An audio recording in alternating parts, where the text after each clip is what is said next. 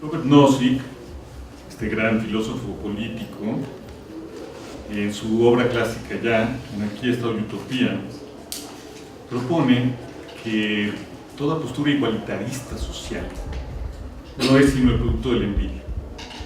Cualquier luchador social que se proponga obtener condiciones de igualdad en la sociedad, ya sea anarquista, marxista, ultra de cualquier tipo, o simplemente reformista, que se proponga alcanzar alguna forma de igualdad, estará siendo movido por la envidia.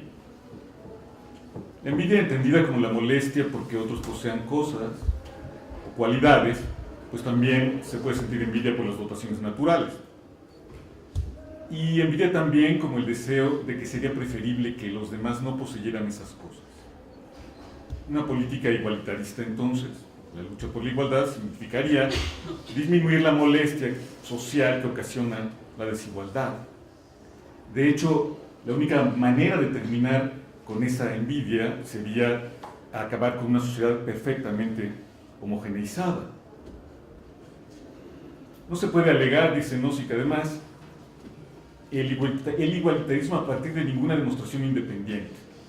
También se podría, por ejemplo, defender la noción de igualdad y una política igualitarista, tratando de demostrar que los productos de la desigualdad hacen menos eficiente la economía, o que acontece una serie de males sociales y que se pueden medir a partir del hecho de la gran desigualdad o de la acumulación de la riqueza en algún polo de la sociedad. Dice Nozick, aún así, todas las demostraciones de la preferencia por la igualdad no son sino motivaciones que nacen de la envidia. No solo, insisto, la revolución comunista, en la que acabamos con la propiedad privada de los medios de producción, sino aún una política de tipo John Rawls que busca que las desigualdades favorezcan, si es que va a haber desigualdades, a los peor colocados en la sociedad. Aún hay cualquier política que se proponga la intervención para modificar la distribución de la riqueza estará siendo motivada, dice Nozick, por la envidia. ¿Por qué tendríamos que quitarle a alguien lo que posee? ¿Qué justificación última podría haber para eso? Ninguna. Solamente nuestro carácter envidioso. No se trata, defiende Nozick ahí en su libro, de que cuando vemos una situación social, por ejemplo, si nos asomamos a la entrada de la Ciudad de México viniendo desde Puebla, donde tenemos ahí todo el espectáculo de las favelas mexicanas, no se trata de que digamos que eso es absolutamente injusto. No lo es, porque es muy probable que esa distribución de la riqueza responda a lo que no se llama los títulos. Es decir, la gente que tiene cosas ha obtenido las cosas a través de contratos legales y de intercambios válidos en la sociedad. Si alguien es dueño de la mitad del país, pero no lo ha robado, no lo ha optado, sino que ha contratado, ha seguido los caminos establecidos institucionalmente, entonces el resultado es justo. Aunque a nosotros nos pueda parecer que está muy mal que haya favelas junto a grandes comercios, digamos como en Santa Fe.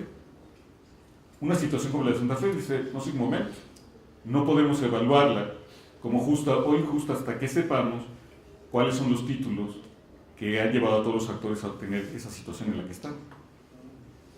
Este tipo de argumentación, por cierto, es válida para el neoliberalismo.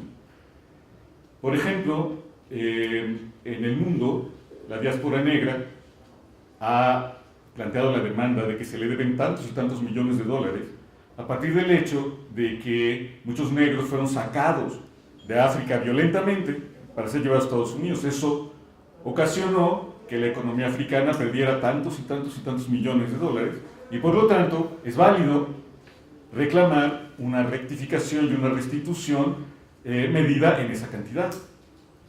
Esa situación es injusta porque no es legal llevarse a la gente de sus lugares y esclavizarla. Ese tipo de demandas son aceptadas por el Fondo Monetario Internacional y por las instituciones mundiales.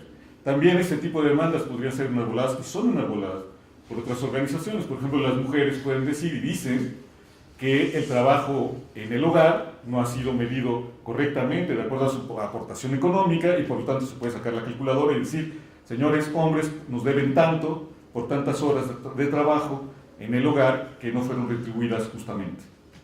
Podemos pedir ahí una rectificación y un resarcimiento, pero por razones de titulación de derechos estrictamente jurídicos, no por razones de justicia social, no porque le vayamos al igualitarismo.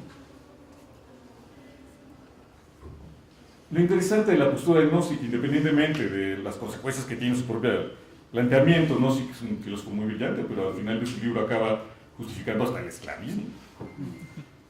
Nozick, además, por cierto, es uno de los grandes páteres del neoliberalismo, pero no se le puede calificar a él mismo de neoliberal porque escribe su libro mucho antes de que exista algo así como el movimiento neoliberal. Lo interesante del planteamiento de Nozick, sin embargo, es que su recurso a la envidia parece que descalifica todo lo que toca. Es decir, ¿por qué no vamos a ser igualitaristas? Porque nos está moviendo la envidia. Este es un poco el argumento de Nozick. La envidia, entonces, es una pasión vulgar y baja que ensucia todo lo que toca. En ese sentido, la envidia es un pecado.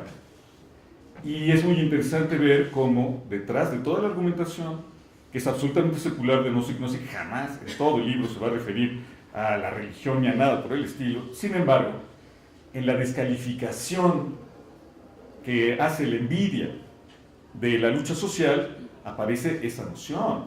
¿Por qué es inaceptable el igualitarismo? Porque está movido por un pecado. Ahora bien, la ideología, ya lo decía Marx, es también, y en primer lugar, para los dominadores. El buen mi rey, el hijito de papá bueno, no es envidioso. La burguesía no es envidiosa.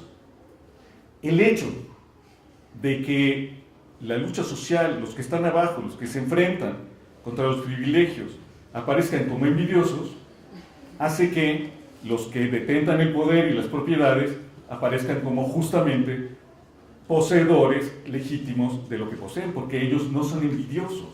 Si hubiera un metarrelato de la educación que hay que dar a los dominadores en el cine, entonces habría que educar a los dominadores en el sentido de que ellos no tienen por qué ser envidiosos y no lo son. La envidia, entonces, condenó a los países socialistas a caer, y la envidia plantea el problema de que la reproducción social podría caer en un caos si no fuese controlada. Por eso, porque para los dominadores es fundamental la envidia, es fundamental, otra vez, porque es necesario calificar a los que están en contra de la desigualdad como envidiosos, porque eso descalifica su lucha. A fin de cuentas, ¿qué es lo que quieren ustedes, obreros? Solamente están envidiando mis bienes. En ese sentido hay que condenar la envidia, pero al mismo tiempo hay que promover la envidia, porque la envidia es la que garantiza que el orden social no sea transformado. Es una postura paradójica de los dominadores porque tienen que condenar y promover la envidia al mismo tiempo. La envidia hace falta para que su riqueza sea legítima y también hace falta para que incluso los talentos naturales sean legítimos. Ahí hay una parte muy interesante. Por ejemplo, ¿por qué premiamos a Usain Bolt, que corre rapidísimo, 1.95? La verdad es que deberían premiarme a mí porque voy a entrenar tanto y nunca voy a correr como él. ¿O por qué premiamos a las mujeres más hermosas? Deberíamos premiar a las que están más amoladas. Porque ellos se merecen un premio. Bueno, los premiamos, entre otras cosas, para mostrar que no somos envidiosos. Porque otra vez, la envidia todo lo que toca lo pervierte. Es un índice donde se pone el estigma. Envidia, eso ha quedado absolutamente degradado. También los dominados y los de abajo acaban siendo tocados por el dispositivo ideológico complejo asociado a la envidia. Desde luego, eso queda muy claro en la película que ya se trataba al principio, en Los Caifanes. Los Caifanes es una película muy peculiar porque, en efecto, al final de la película, la envidia parece invertirse. Entonces el gato le dirá a, ¿cómo se llamaba el hijito? ¿El personaje? Bueno, al Popis, al niño Popis, le dirá que son ellos, los Popis, los que le tienen envidia a los pobres. Y tienen envidia de su socialidad, de su alegría, de su sexualidad. Tienen envidia porque los pobres pueden quitar a sus mujeres. El gato, el líder, es este símbolo que invierte la envidia y dice, los chingones somos nosotros. Sí, solo que en los Caifanes, los chingones somos nosotros, pero seguimos siendo los pobres porque se levanta el día y nada pasó. Es muy interesante que el guión sea de Carlos Fuentes en ese punto. Los Caifanes, pues, muestra el funcionamiento del aparato al revés. Todavía los Caifanes, sin embargo, tiene la posibilidad de mostrar el dispositivo. Pero una película como Nosotros los Nobles, que es una secuela muy tardía de los Caifanes, nos va a mostrar cómo la posibilidad de hacer del envidia un dispositivo de crítica social ha quedado absolutamente eliminada. Porque en Nosotros, los Nobles, aunque también se da la inversión de la envidia, a fin de cuentas es siempre el mismo rollo, ¿no? Los pobres van a pasar al cielo, porque pues, ellos sí se quieren, ¿no? Incluso Heidegger en su conferencia sobre la pobreza es verdaderamente patético, porque Heidegger dice así, ¿qué es la pobreza? Es la pobreza del ser. O sea, los que no ven al ser son pobres, aunque tengan mucha lana. Ese dispositivo queda totalmente descalificado porque la película se desliza hasta el oxímoron, porque se convierte en ridícula. Nosotros los nobles, estos Caifanes, pero ya llegados al ridículo.